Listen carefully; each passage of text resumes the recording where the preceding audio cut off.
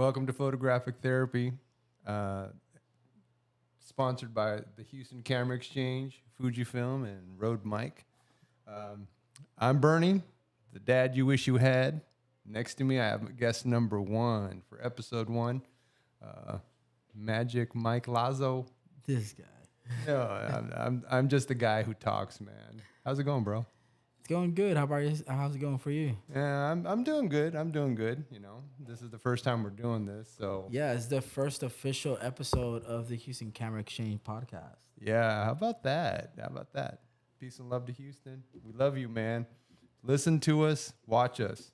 Um, Mike is a special guest. I wanted him to be our guest today because number one, he works with us, and number two, I like his style. You know, we both base ourselves on a lot of the analog, right? Yeah. Right now, I was feel like I've actually, all my work is actually film. So 35 millimeter and 120. How about a little background? How'd you get stuck in that? And that, actually, like about 4 years ago, I started shooting. And 3 months after I got my first digital camera, I actually picked up an Canon A1 at an antique mall, and $60, man. And then I paid like another $40 to get the light seals replaced and cleaned up, and get it all working. And it came with a 50 millimeter 1.8, and ever since then, that's how I got started in film. Dude, that's awesome. That's awesome. How'd your first roll come out? First roll ever. Man, my first 30 rolls were terrible. All overexposed and out of focus, and it was pretty bad. I want to see those prints, bro. Yeah, actually, I have them. I have them. It's crazy. I did like that first year I was really focusing in downtown, so I took a couple photos of downtown and friends. They're so bad, man. Oh. But we'll see if we can share them here on this podcast because. It was easier to share the photos that are in focus and they're beautiful, right? But no one really shares all the ugly stuff. Well, that's what this podcast is about. You know, it's humanizing photography. So it's not just about equipment. It's about the people and what they do. And regardless of what it is, I don't care if you shoot your phone, you shoot a Leica, you shoot an AE1, you shoot a D700. It makes no difference to me. I wanna get out there that photography is about a feeling that you evoke, right? Yeah. And most people tend to focus on the equipment. Don't get me wrong, you know, we'll get some business people in here too to round out what the photography world is like for business. But I want to talk more about the people who are doing photography where photography isn't, you know, the focus of their daily life. It's the focus of their enjoyment. Yeah. Right? So but you also do a lot of stuff for the community, right? I mean, you're doing you. Well, I see what you do because you tend to.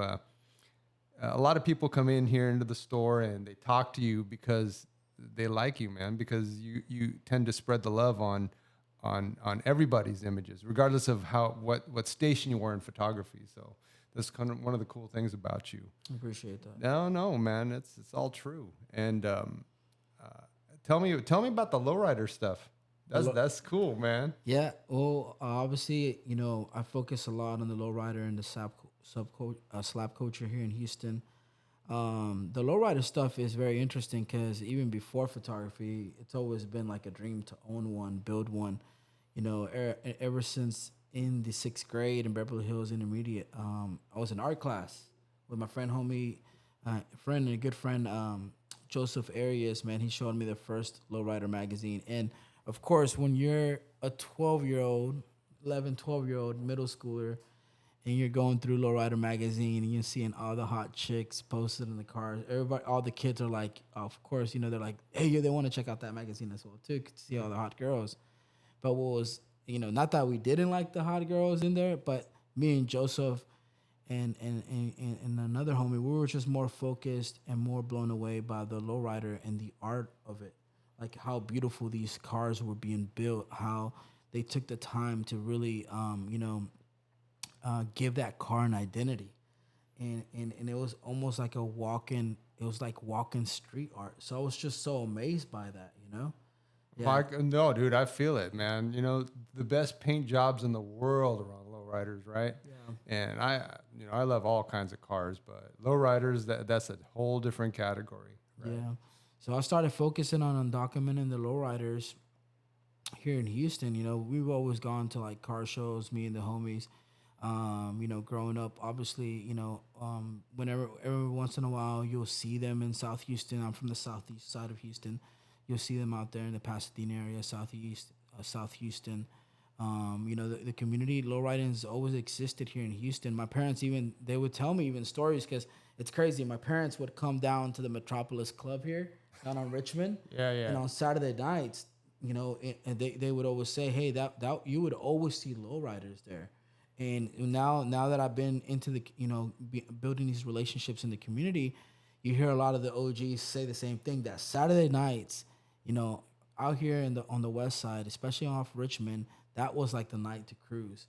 And it's very interesting how all these things are connected. Obviously now in these last couple of years that I've been shooting, I've been focused more on that, trying to focus and show the world. Well, lowriding's always existed in Houston. You just want to be able to show the world that, hey, this is what it looks like now. Well, yeah, I noticed because on your pictures, it's not really about the cars as cool as they are. It's more about the culture, you Yeah. know. And I see that, and that's just what makes it cool, you know. Everybody has this focus on, I want to shoot a specific subject and I'm going to stick to this subject, but they don't walk around that subject. And Well, you do that really well, you know. man, I appreciate that. Well, I think one of the cool things about lowriding is one of the things that I learned is a lot of people, when you hear the word lowrider, they immediately think, oh, that's a car.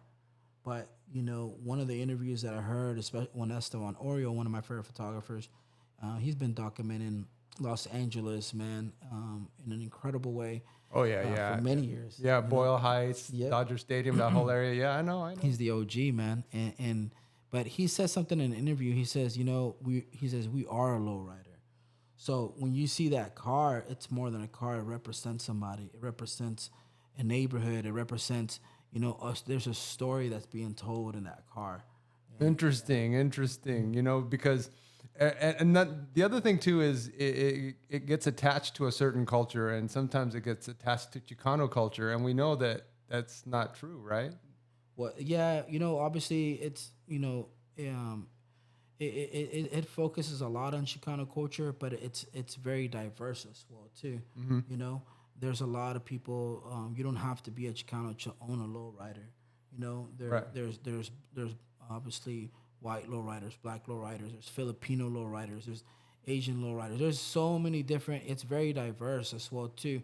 Of course, during the '70s there was a lot of the brown lowriding, brown pride, and stuff like that focused a lot on the Latino culture, because that's kind of where lowriding kind of started.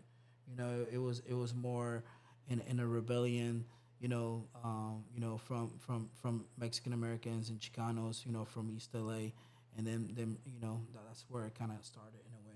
Cool. Okay, so I'm gonna boil this down to one of the things that I think I want to say when it comes to photography. Oh, by the way, all the views expressed in this podcast are mine and my guests. The Houston Camera Exchange doesn't necessarily back up these views. This is pretty personal, but for the most part, what are you using right now? What are you shooting with? Right. Oh, right now I'm shooting a couple cameras actually. Right now I have a Nikon F2, Nice. Nikon F100, which I love using as well too Nice. for like certain events and stuff like that. I'm shooting for medium format the Mamiya 645, and then for my birthday I just picked up a really cool point and shoot, a Sheikah T4. Yeah. Nice. Yeah. You're balling, bro. That titanium, the titanium. Chill. Yeah. Yeah. So what's the film? What are you shooting on most of the time? What rolls in there? Man, right now I'm going back to my black and white roots. So right now, obviously, I've been sharing a lot of color.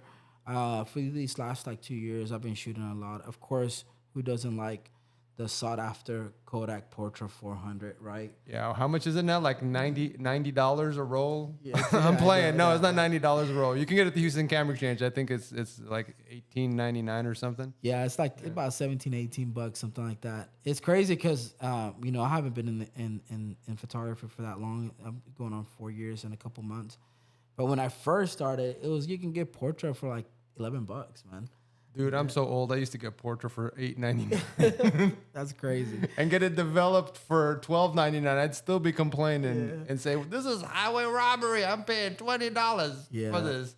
Now it's, now developing is a thing, right? Yeah. You either do it at home to save the money or you send it out to one of the local labs. Yeah. So, you know, we've been shooting some Kodak. Anytime that I've been in medium format, I've been, when I can get my hands on it, I love Fuji Pro 400H. Yeah, that's my favorite film. Yeah, that's my favorite film favorite stock. film. Man, I feel like, I don't know, man. You know, Fuji, and shout out to Fujifilm, man. They've survived throughout the years, and what they're doing is incredible. Oh, absolutely, Well, absolutely. Their cameras. I've been shooting my X100S since early 2013 when it first came out. Yeah. That X100S. You know what's crazy? Like, so when I first started, I actually picked up a Sony A6000. Uh-huh. Yeah, that's one of my homies recommended. But Yeah. another homie that was already shooting, he was telling me, I don't know, man. I feel like you're more like documentary, photojournalism. You would be good in a Fujifilm camera. And I ignored him. And it's crazy because like a year later, I was like, yo, I started studying more color science, film, shooting 35 millimeter and Sure. 120. Helped me understand. I was like, yo, I started understanding a lot about color science. Right. And I started studying, okay, what camera systems have the best color science? And Fujifilm came across one of those. That's why I love that film stock so much, you know, and I love what they're doing as far as the digital stuff. Right. They base their color science on their film. Yeah. So, being able to translate that into digital and getting that film look is absolutely amazing. And again, it goes with your work. It kind of matches. I'm in the same spot, but we're not here to talk about me. Yeah. Shout out to Fuji. We're actually filming on Fujifilm. They sent us a little gear here. Yeah, man. Yeah. The H2S, #1 camera of the year last year. Yeah. Right. Yeah. That's the camera. And Yeah. we got to make a shout out to our cameraman. Oh yeah. Shout out to Tony. Shout out to Tony. Yeah. You're the man, bro. Thank you so much for being here. One of the most incredible cinematographers. I don't like to call him a videographer. He's more than that. He's a cinematographer, man. He's a cinematographer. He's a photographer. He knows what he's doing. Yeah, you know? if you got any type of video needs or any needs at all, come in and talk to him. He's an incredible resource here in the city. While he's still here, because once he blows up, he's gonna forget about all of us. Yeah. So, But yeah, it's what I'm shooting. I love shooting that. But like I'm getting back to my black and white roots. I've been heavily on Ilford, man. I love Ilford. oh yeah, I only shoot HP5. Yeah, HP5, Kentmere, low key, repackaged HP5. Pretty much. I've developed it. I've used. We're gonna talk more about developing. I know I'm gonna say stuff in here that a lot of beginning photographers probably will have questions about. And shout to us anytime. Get us on our socials, right? Yeah. Come into the store. We want you guys to come in and say hi. Yeah. Let us know what you think. Let us know what you want to talk about. Yeah, come through. Talk to Bernie. Bernie, I know Bernie is kind of. Oh, I don't want to call it an interview. We're just having a conversation. This is what this podcast is about. But Bernie, I want to ask you a question. You shot all your work on film, right? Yeah. Back in the day, lots of weddings shot on 2 Hasselblads and a Leica M6. Man, that's crazy. Yeah. Well, that I didn't have a choice. It was easier then. But now work is personal for me, and I think even though I still like to shoot digital every once in a while, it's film is still good for me. And the thing is, there's a lot of digital cameras out there that I want to play with. But we'll have a conversation on that too. Yeah. We'll have a conversation on that. Yeah, Bernie actually saved my life. He let me borrow his Mamiya 645 to shoot my first wedding all on film. So And he gave me killed He it. gave me incredible tips, and he's just an incredible resource, man. I'm really grateful for being here at the Houston Camera Exchange. Okay. Well, like this is a neat place. We are the camera store you want to talk to.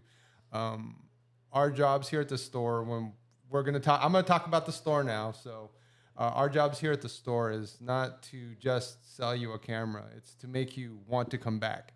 So let us know what makes you want to come back. Come talk to us.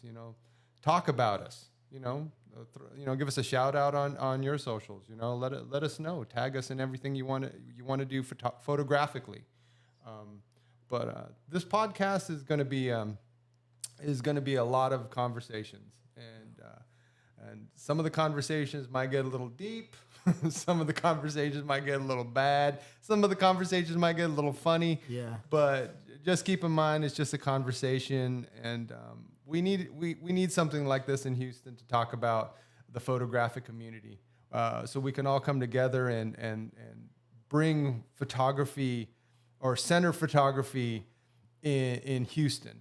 And Yeah, Houston's it's full of such amazing creators and creatives, man. And obviously, I know a lot of the new photographers and the modern photographers, but even working here this last year and a half in the shop, is I've been able to get connected with like people like you and being able to connect with some of our customers.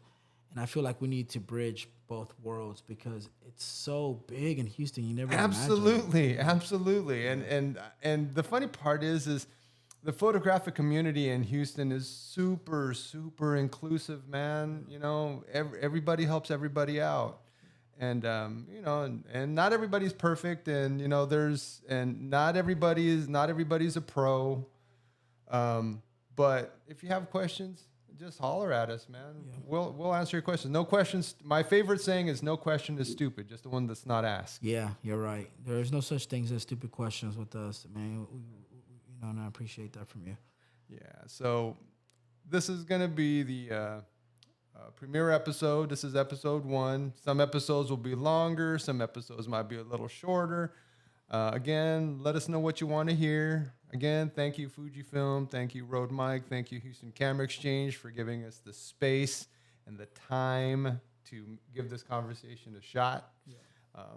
If there's anything y'all need, come see us at the Houston Camera Exchange. I'm Bernie, the dad you wish you had. This guy. And we'll talk to you soon. Cool. All right, man. Peace.